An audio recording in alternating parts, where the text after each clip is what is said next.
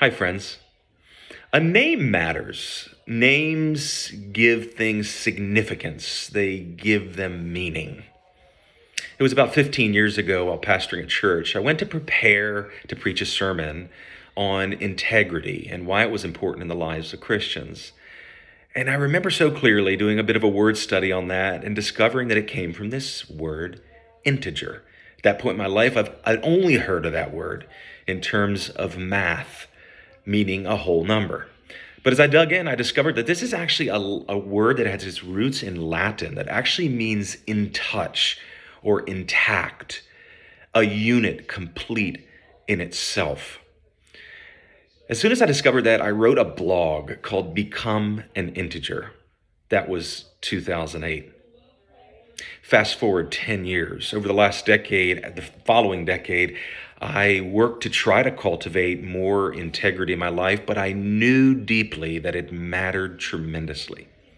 In 2018, when founding Integer Network and doing a naming exercise with a dear friend, this word came back to me. Integer, a whole unit, a non-fractioned whole, a unit complete in itself, something that's non-duplicitous, something that is integrating, not disintegrating. But I'm not talking about numbers here. I'm talking about people. Instead of whole numbers, what would it look like to address the need for us to be whole people? And how could we do it?